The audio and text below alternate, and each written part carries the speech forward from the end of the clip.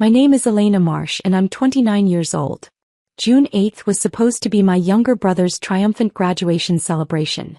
His master's degree in business, paid for entirely by our parents, celebrated at the most exclusive rooftop venue in the city.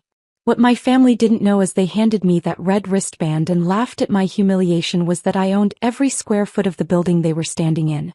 And in exactly 3 hours I was going to make sure they never forgot it. But before I tell you how 114 guests watched my family get escorted out of my property by security, let me explain the 29 years of being invisible that led to this moment. Because this wasn't about one wristband. This was about a lifetime of being treated like I didn't exist while my younger brother, Derek, was worshipped like he'd invented oxygen. Growing up as the oldest child should have meant something. Should have meant responsibility, respect, being the example. In my family, it meant being the practice child. The one my parents made all their mistakes on before Derek came along and they figured out how to parent correctly. Derek is 3 years younger than me, but you'd think he was royalty the way my parents treated him. When I was 7 and brought home straight A's on my report card, my father glanced at it and said, "Good. That's what we expect." When Derek brought home B's at age 7, my parents threw him a pizza party and told everyone their son was academically gifted. When I was accepted into college at 17 with a partial scholarship, my parents said I'd have to take out loans for the rest. "It'll teach you responsibility," my mother explained. "You need to learn the value of money." I graduated with $67,000 in student debt. When Derek got into college 3 years later with no scholarship at all, my parents paid his entire tuition, $186,000 over 4 years. And bought him a car, a laptop, and a fully furnished apartment near campus. "Derek has so much potential," my mother would say. "We want to make sure he can focus on his studies without financial stress." When I asked why they couldn't help with my loans, my father actually laughed. "You're doing fine, Elena. You don't need help. Derek needs more support to reach his potential." The pattern continued through every stage of our lives. I worked 3 jobs through college and graduated with honors. Derek partied his way through undergrad with a 2.8 GPA. I got a job at a tech startup making $52,000 a year and my parents' only comment was, "That's nice, dear." Derek got an entry-level position at our father's friend's company making $45,000 and my parents acted like he'd been appointed CEO of Google. But here's what they never knew, never asked about, never cared enough to discover. I had a talent for technology and investment that made me very, very good at making money. That tech startup I joined at 22? I wasn't just an employee. Within 6 months, I'd identified inefficiencies in their product development that could save millions. I wrote a detailed proposal, presented it to the founders, and they promoted me to product director at 23 with equity in the company. When the startup was acquired by a major tech corporation 3 years later, my equity payout was $2.8 million. I was 26 years old and a multimillionaire and my parents had no idea. They were too busy celebrating Derek's promotion to senior associate at his company, a title change with a $3,000 raise that my mother announced to our entire extended family like he'd won the Nobel Prize. I took my $2.8 million and did what I do best. I made it grow. I invested in 3 more tech startups, consulted for companies on product development and digital transformation, and bought my first commercial property, a small office building that I renovated and leased to tech companies. By 28, my portfolio was worth $8.7 million. I owned 4 commercial properties, had equity in 7 companies, and worked as a private consultant making more in a month than Derek made in a year. I lived in a penthouse downtown, drove a Tesla, and had built a life that would have made my parents proud, if they'd ever bothered to ask about it. But they didn't ask. They never asked. At family dinners, they'd spend 2 hours discussing Derek's latest achievement, and then turn to me with, "And you're still at that tech company, right?" I'd left 4 years ago. I'd say, "Actually no, I consult now," and they'd nod vaguely and change the subject back to Derek. The Skyline Tower had been my most recent acquisition. 8 months ago I'd purchased the entire building, a 12-story mixed-use property in the heart of downtown, for $3.1 million. The ground floor housed retail, floors 2 to 10 were office space, floor 11 was a high-end event venue, and the rooftop on floor 12 was the most sought-after party space in the city, with panoramic views of the entire city skyline. I'd kept the existing property management team, including Thomas, the building manager who'd worked there for 12 years. The revenue from leases alone was $780,000 annually, but the rooftop venue was the crown jewel, booking out months in advance for weddings, corporate events, and celebrations. When Derek announced he was getting his master's degree in business, paid for by our parents naturally, I knew exactly what would happen. My mother started researching venues immediately, complaining loudly at Sunday dinners about how impossible it was to find somewhere worthy of Derek's achievement. The Skyline Tower rooftop would be absolutely perfect, she sighed one evening. But they're booked for the next 6 months. I've called them 12 times. I'd smiled and said nothing. The Skyline Tower rooftop wasn't booked for June 8th. I'd deliberately kept it open. I wanted to see exactly how my family would behave when they got what they wanted. 3 weeks later, my mother called me, practically screaming with excitement. Elena, the most amazing thing happened. The Skyline Tower had a cancellation for June 8th. We got the rooftop for Derek's graduation party. What she didn't know was that I'd had Thomas call her back personally and offer the cancelled date. I'd also instructed him not to mention ownership, just to handle everything professionally and accept their deposit. My parents had wired $127,000 total. $87,000 for the venue, premium catering, open bar and entertainment, plus a $40,000 deposit for Derek's future wedding reception they'd already started planning. If you're genuinely enjoying this story, I'd love for you to hit that like button, but only if it's resonating with you. No pressure at all. Derek's actual graduation ceremony was on June 7th. I attended, sitting in the back row while my parents sat front and center, filming everything like Derek was receiving the Presidential Medal of Freedom instead of a master's degree that thousands of people earn every year. After the ceremony, my mother grabbed me. Elena, we need to talk about tomorrow. The party. Yes. Now we've spent a considerable amount of money making this perfect for Derek. We need you to understand that this is his day. His achievement. We can't have any complications. Complications, I repeated flatly. My father joined us, his hand on Derek's shoulder like he was guarding a priceless artifact. What your mother means is that Derek has worked incredibly hard for this. We want everything to be perfect. We need you to be supportive and not draw attention to yourself. Derek was scrolling through his phone, barely listening. When he finally looked up, he said, "Just don't embarrass me, Elena. This is a big deal for me and you're kind of, I don't know. You don't really fit with the crowd I'm trying to impress." "The crowd you're trying to impress," I said. "Yeah. These are important business contacts, potential employers, investors. They're high-level people. You work in tech support or whatever, right?" I'd been a consultant for 4 years. I told him at least 10 times. Something like that. My mother nodded enthusiastically. "Exactly. So tomorrow just stay in the background. Be pleasant. Don't talk about yourself or your job. This isn't about you." I smiled. Of course. Whatever Derek needs. The next morning, Derek sent me a text. "Party starts at 6. Don't be late. And dress appropriately, business formal. Try not to look poor." I stared at that text for a full minute. Try not to look poor. I had $8.7 million in assets and he was telling me not to look poor. I chose my outfit very carefully. A tailored charcoal suit from a designer boutique. $3,400, but understated enough that it wouldn't draw attention. Diamond earrings that had cost $12,000. Louboutin heels. I looked every bit the successful businesswoman I was, but nothing flashy. Nothing that would upstage Derek's big day.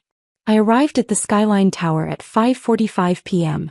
Thomas saw me come in and his eyebrows rose slightly.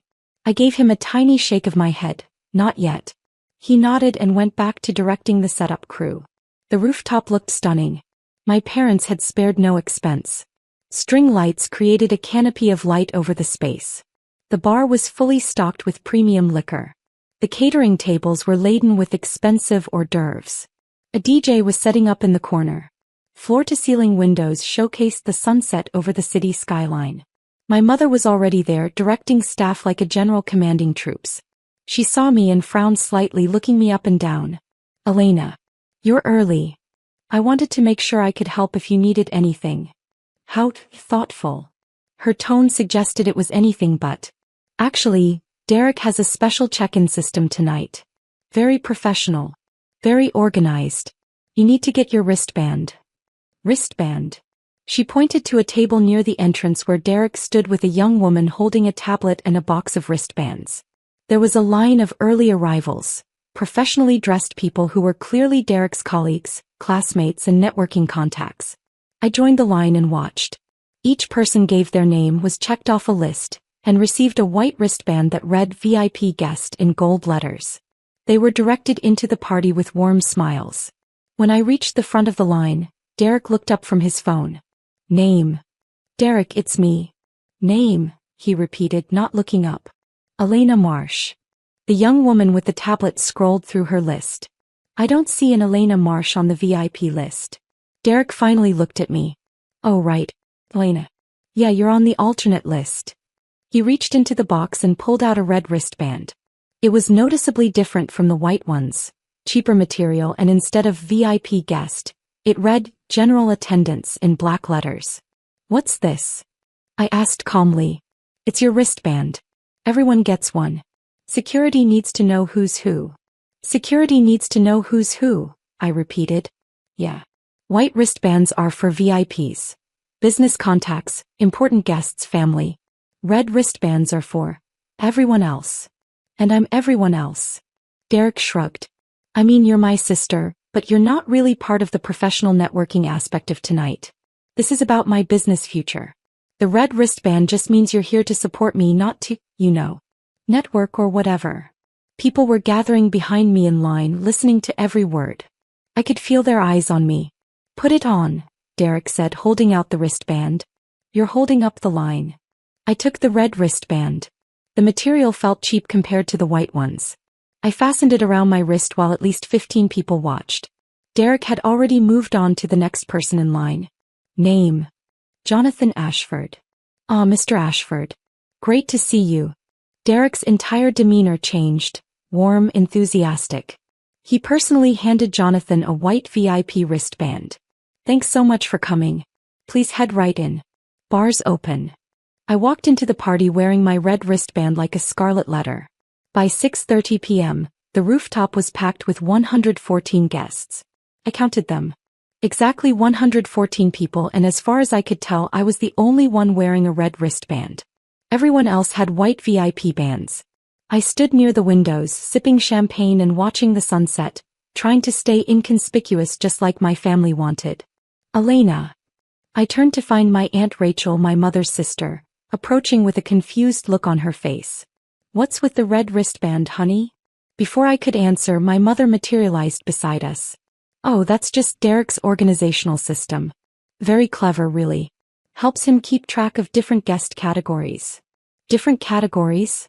Aunt Rachel looked at the white wristband on her own wrist. What category am I? Your VIP family, of course. My mother smiled brightly. The white wristbands are for important guests. And the red one means? My mother's smile tightened. General attendance. People who are here to support Derek but aren't really part of his professional circle. Aunt Rachel looked between my mother and me, understanding dawning on her face. You gave Elena a different wristband than the rest of the family? Derek organized the system, my mother said quickly. It's his party. His rules. Now if you'll excuse me, I need to check on the catering. Aunt Rachel stared at me for a long moment. Elena, It's fine, I said calmly.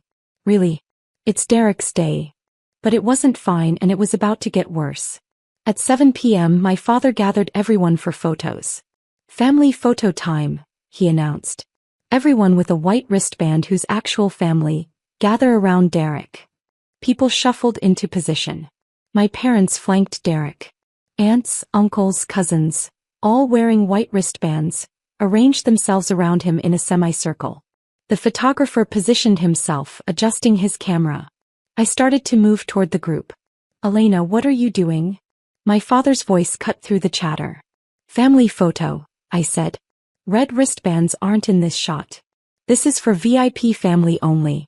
Derek's specific request. 114 people were watching.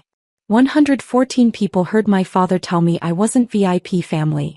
Derek didn't even look at me. He was busy adjusting his tie and making sure he was centered in the frame. You can stand over there. My mother pointed to a spot 15 feet away outside the camera's frame. You'll still be here. Just not in the photo. I walked to where she pointed. I stood there wearing my red wristband watching my entire family pose for photos without me. The photographer took 47 shots. I counted each one. Guests were whispering. I heard snippets. Is that his sister? Why isn't she in the photos? The red wristband, I heard someone say it means she's not important enough. That's harsh. After the family photos, Derek called for VIP guests only photos. Business contacts, mentors, important friends. Then college friends photos. Then colleagues photos. I wasn't in any of them. At 7:45 p.m., Derek gave a speech thanking everyone for coming. He thanked the venue for their incredible service and stunning space. He thanked his parents for their unwavering support and financial investment in my education. He thanked his professors, his classmates, his mentors, his friends. He didn't mention me once.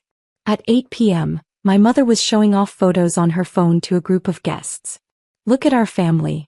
All together to celebrate Derek's achievement. I could see the photos from where I stood. Every single one had me cropped out or positioned outside the frame. My mother had made sure of it. One of her friends noticed me standing alone. Is that Derek's sister? Why isn't she in any of the pictures? My mother waved her hand dismissively. Oh, Elena's here somewhere. But you know she's not really part of Derek's world. Different paths in life. She's more of a supportive presence. Background family. Background family, the friend repeated, looking uncomfortable. You know what I mean. Some family members are leaders, achievers. Others are just there. Elena's the just there type. I'd heard enough. It was 9 p.m. Exactly 3 hours since I'd arrived. Exactly 3 hours since Derek had handed me that red wristband and explained that security needed to know who didn't belong. I pulled out my phone and sent a text to Thomas. It's time. His response came immediately, on my way up. I walked calmly to the DJ booth and asked him to cut the music. He looked confused but complied. The rooftop went silent except for the sound of confused murmuring. Excuse me, everyone, I said, my voice carrying across the rooftop. I apologize for the interruption. My name is Elena Marsh. Most of you know me as Derek's older sister, the one with the red wristband. Derek's head snapped toward me, his eyes wide. Elena, what are you? I'll just be a moment. I wanted to share something with all of you. You see, when this party was booked 8 months ago, the venue coordinator who handled the reservation didn't mention one important detail to my family. Thomas stepped onto the rooftop, perfectly timed. He walked to my side and handed me a leather folder. This is Thomas Chin, the property manager of Skyline Tower. Thomas, would you like to explain to our guests about the building's ownership? Thomas smiled. It wasn't a kind smile. Certainly, Ms. Marsh. Ladies and gentlemen, the Skyline Tower was purchased 8 months ago by a new owner. That owner is currently attending this evening's event. The murmuring grew louder. I opened the folder and pulled out the property deed, holding it up so people could see the official stamps and seals. I purchased this building on October 15th of last year for $3.1 million in cash. That includes this rooftop venue, the event space on floor 11, all office and retail spaces and all common areas. I am the sole owner of the property you're currently standing on. The silence was absolute. Derek's face had gone completely white. My mother looked like she might faint. My father had frozen with his drink halfway to his mouth. When my parents booked this venue for Derek's graduation party, they paid me, though they didn't know it was me, $87,000 for tonight's event. They also placed a $40,000 deposit for Derek's future wedding reception, which they've been planning enthusiastically. That's $127,000 total, all paid to me over the past 8 months. I could hear someone's phone camera clicking. Multiple someone's. Tonight I was given a red wristband and told that security needed to know who didn't belong here. I was excluded from every family photo, 47 shots total, because I wasn't VIP family. My mother told her friends I was background family, the type that's just there. My brother didn't mention me once in his speech, despite the fact that he's literally celebrating inside a building I own. I turned to look directly at Derek. You told me not to embarrass you. You said I didn't fit with the crowd you were trying to impress. So I've made a decision that I think will help with that problem. Elena, wait. Derek found his voice, but it came out strangled. This party is over. Effective immediately. Everyone has 30 minutes to gather their belongings and exit the building. Thomas, please initiate the venue shutdown. With pleasure, Ms. Marsh. What happened next was pandemonium. My mother rushed toward me, her voice shrill and desperate. Elena, stop this right now. You can't. This is Derek's graduation party. Everyone is here. Everyone was here, I corrected. Now everyone is leaving. You have 29 minutes. Derek was in full panic mode. This is insane. You can't just kick everyone out. What about my guest? My networking contacts? Do you have any idea how this makes me look? Yes, I said calmly. It makes you look like someone who humiliated the owner of the venue. I imagine that won't be great for your professional reputation. My father tried to take control. Now, Elena, I know you're upset, but let's be rational about this. We paid for this venue. We have a contract. You do have a contract, I agreed. Thomas, please explain the relevant clause. Thomas pulled out his tablet. Clause 17, subsection C. The venue reserves the right to terminate any event immediately in cases of discrimination, harassment, or abusive behavior towards staff or ownership. In such cases, all deposits are forfeit and no refunds will be issued. My father's face turned purple. Abusive behavior? We didn't abuse anyone. You created a tiered wristband system designed to publicly humiliate a family member. You excluded me from family photos while telling 114 guests I wasn't VIP family. You called me background family, who's just there. That meets the definition of discriminatory behavior under the contract you signed. This is extortion, my father shouted. This is consequence, I said quietly. You have 27 minutes now. The guests were already moving toward the exits, whispering frantically to each other. I heard phones buzzing with texts and calls as people began spreading the news. Derek's carefully cultivated professional contacts were filing past him, their faces ranging from shocked to disgusted to amused.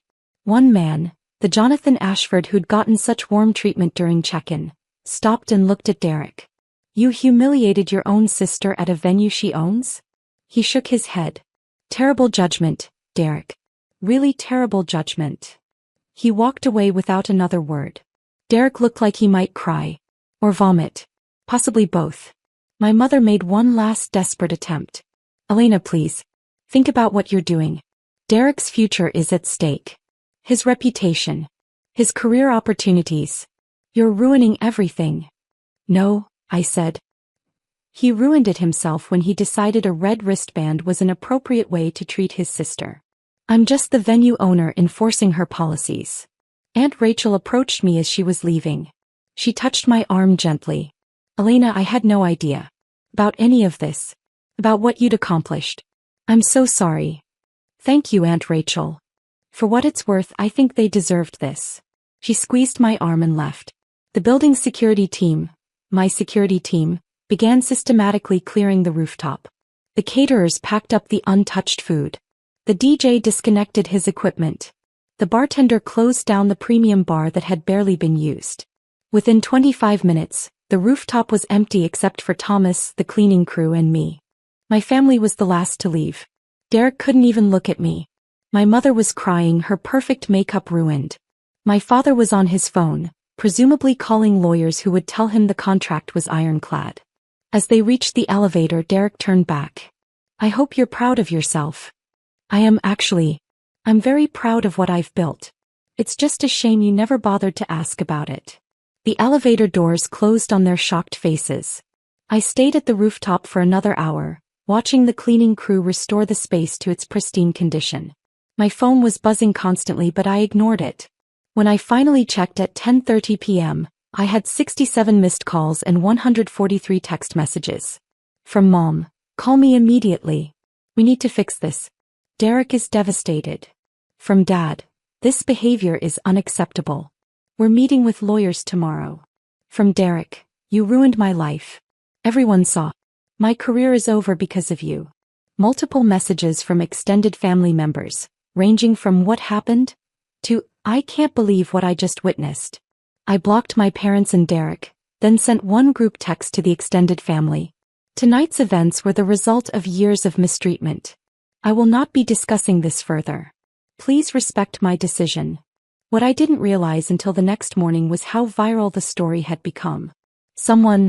Multiple someones had recorded my speech and Thomas's announcement. The videos were all over social media. One video from a guest named Jennifer had been viewed 340,000 times with the caption, "I just watched a graduation party get ended because the graduate gave his millionaire sister a not family wristband. She owned the building. He kicked everyone out. This is the greatest revenge I've ever witnessed in person." Another video showed Derek handing me the red wristband, with his dismissive, "security needs to know who's who" comment clearly audible. It had 580,000 views and the comments were brutal.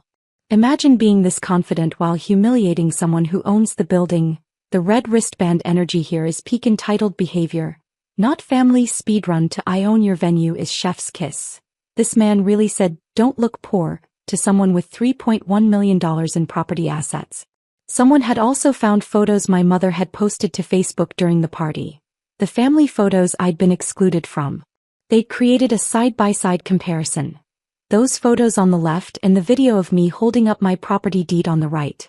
It had been shared 127,000 times.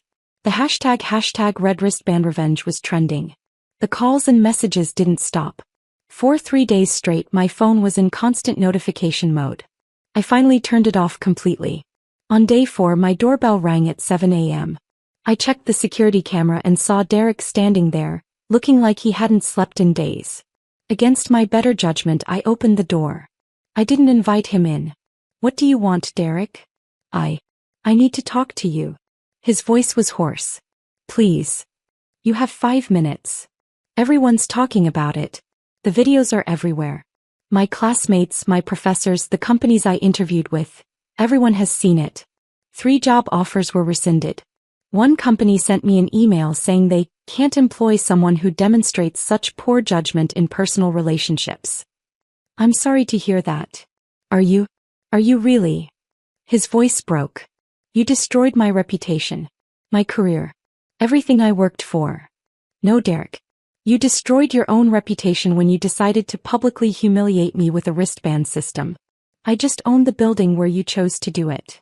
It was just a wristband. It wasn't that big a deal.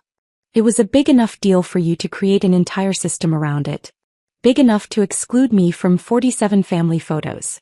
Big enough to tell 114 people I wasn't VIP family." He was crying now. "I didn't mean it like that. I wanted my day to be perfect. I wanted to impress people. You don't understand the pressure." "The pressure of what? Being handed everything? Having your entire education paid for? Getting a party that cost $127,000 thrown in your honor?" "You're right, Derek. I don't understand that pressure. I understand the pressure of building a life while being ignored. Of achieving success while being called background family. Of being told I don't belong at a venue I literally own. Mom and Dad are furious. They're talking about suing you. They can try. The contract is clear. Their lawyers will tell them that. They can't afford to lose the $127,000. Dad's been struggling with his business. They took out a second mortgage to pay for my party and the wedding deposit." There was the truth beneath the anger. "They mortgaged their house for your party? And my master's degree? And the car they bought me? They're in a lot of debt, Elena. And they thought the solution was to spend $127,000 on your graduation party? They wanted me to have every opportunity. They wanted me to succeed. At my expense. Always at my expense." He looked at me with something I'd never seen from him before. Genuine desperation. "Is there any way? Could you refund even part of the money? They're going to lose the house." "No. Elena, please. You made me wear a red wristband that said I didn't belong.